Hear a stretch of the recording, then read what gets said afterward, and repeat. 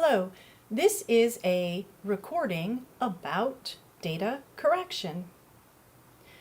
CounselMore data correction is purchased from multiple different agencies. That data is then reviewed and put out within the CounselMore database. The challenge there is that updated university information is really quite rare. There are few agencies that deal within this resource. However, college counselors are forced to collect this information on an ongoing basis. This causes IECs to build their college lists in 3 to 3.5 hours.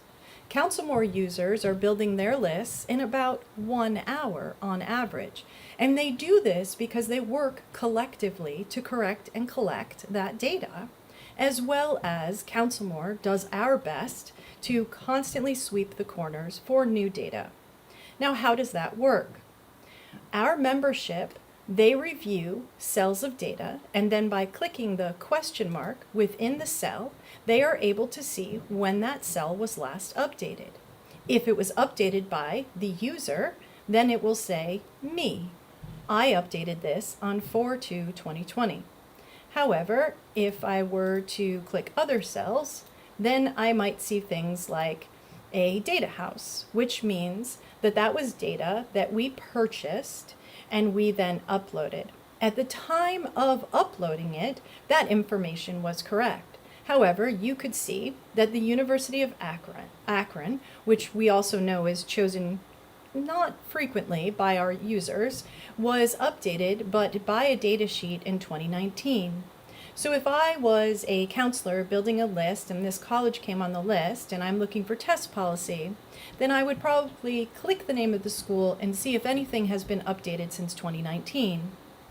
However, I might click another and I would see that one of my colleagues has updated that on August 8th. So now it's my turn to participate in data collection, and you may find that it's your turn to participate in data collection. And how we do that is we click on the cell that we would like to update. We go to our singular navigation, which is right here, this blue circle. Click that and you'll go down to Enable Data Correction Mode. In clicking that, we will come back to the cell, click that cell, and a new component window will open. We ask that you copy and paste the information that you find from the verifiable source. This information is not subjective or would qualify as something that an IEC would want to apply their personal evaluation to. Instead, we just want to copy and paste the information that we are able to find for one another. And you will then do that and then enter the URL of where you have found that information. The URL is just the simple address bar at the top of your browser. Paste that in there and then press send. And that's all you need to do. And then before you know it, your list will start going from 1 hour and even less. But the difficulty is, and the truth of the matter is, that we must all work together. We must all support one another through this incredibly burden of a process, but especially in a time like this.